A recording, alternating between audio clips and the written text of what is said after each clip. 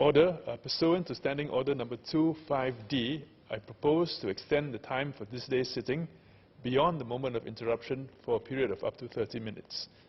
Assistant Professor Madhav Mohan.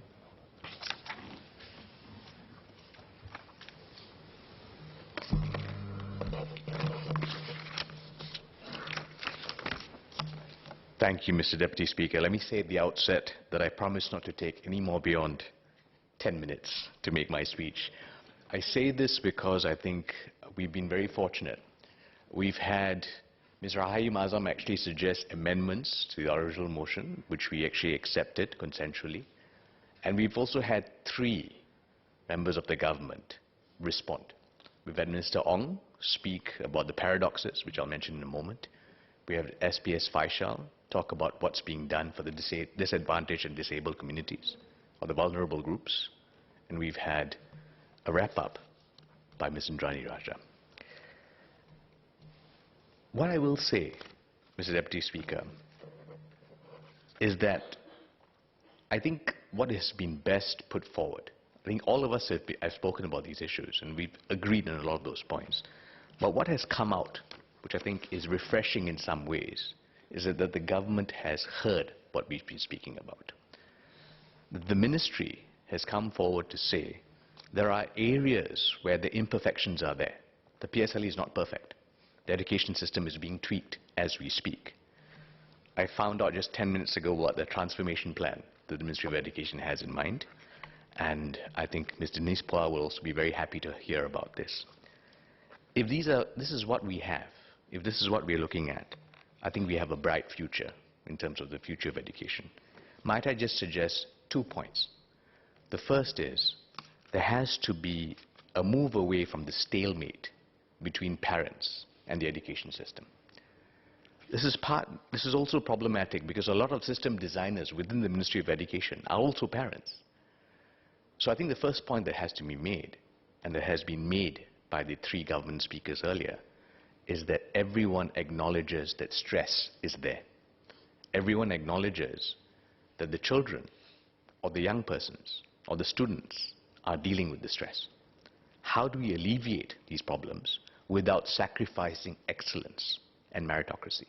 That has to be at the key of this.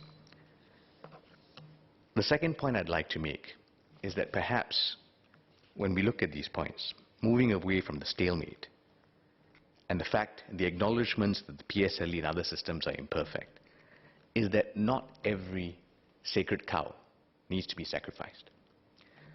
I accept this partly because as a Hindu, I don't believe in cow sacrifice at all. Cows are worshipped. But perhaps some aspects of the sacred PSLE need to be put to pasture. What those aspects are, we have had some idea of it, but I look forward to 2021 when we will know precisely what is going to be changed. We know banding is going to happen. We know certain other aspects are also going to be significantly changed. But I think parents generally, Singaporean parents, are wondering what will really differ so that I don't have to go and pay all my money to a tuition teacher. That's really the question here. And I think that's where it's going to go. With that, Mr. Deputy Speaker, I beg to move. Mr. Kwok, you have already made your speech, but I'll allow you to seek a clarification, if you make it brief. 2 things I just want to seek clarification. I mean, I won't say seek clarification. One is to seek clarifications. It's about the PSLE. I think here, my problem with the PSLE is more of it happening at age of 12.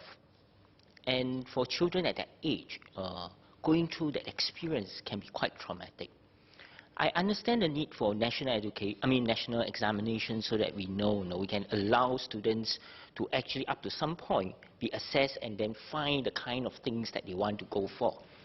Is it possible that we consider in some other Scandinavian country whereby our basic education should last more than 6 years, that it can start from 6 to 16, and during that process, especially when we have this 21st century transformation plan, where there's so much content in there, that within that 6 years or even no, and when there's examination and national examination in between, the process of learning actually cannot be deep enough, because you'll be moving from learning a bit to preparing examinations. And I think perhaps the ministry should start thinking about that in the long run, that we should have this shift. The second thing is about play, which my fellow members have talked about purposeful play. It's very scary that every play becomes purposeful. Then it won't be playful. Sometimes whimsical play is equally important, because only when it's whimsical that we actually make greater discovery. Thank you.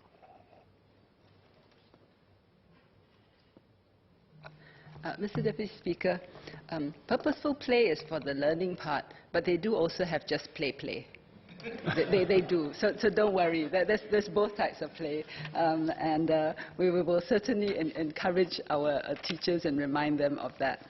On PSLE, there has been a lot of debate on that. I think we're all agreed that it's not a perfect system, but it is something that has stood us in good stead. We don't want to dismantle something which really helps us to channel the students to the further path ahead. But I think the point that Mr. Kok is really making is that prior to age 12 or leading up to age 12, you want them to enjoy their learning. You want them to have enough content that they have a solid foundation. You don't want them to have so much stress that not only do they not enjoy it, but it really becomes self-defeating in terms of the educational purpose. So, as I said earlier, on those broad objectives, we are aligned, and we will find ways. So, as we said, we will work together on this, and in fact, as members have said, there is much hope. We are working to transform the system so that our students can be ready for the future, and we look forward to working with members, parents, teachers, educators in accomplishing this purpose. Now we have come to the conclusion of the debate, and I shall put the questions to the House for decision. We have an amendment proposed by Ms. Rahayu Mazam, and we will deal with the amendment first. The amendment is that the words proposed by Ms. Rahayu Mazam be added in line 4 after the words learners. The question is that the words proposed to be added be there added. As many as are of that opinion say aye. Aye. To the contrary say no. I think the ayes have it. The ayes have it. The amendment has been agreed to. The original motion, as amended, is now before the House. The question is that this House recognizes that a love for learning is the foundation of our future and calls on the government to partner with the people to ensure accessible, inclusive, and lifelong education for all learners by building an education system that A, gives each student the best possible support and the opportunity and motivation to excel. B, recognizes ability and talent in every student and offers development paths suited to their unique strengths and interests. C, enables Singaporeans to improve their lives, paying special attention to students from vulnerable families. And D, becomes a platform to bring our young together to build an inclusive and united Singapore. As many as are of that opinion say aye. Aye. To the contrary say no. I think the ayes have it. The ayes have it. Leader. Mr. Deputy Speaker, sir, I beg to move that Parliament do now adjourn to a date to be fixed. The question is that Parliament do now adjourn to a date to be fixed. As many as are of that opinion say aye. Aye. To the contrary say no. I think the ayes have it. The ayes have it. Order. Order.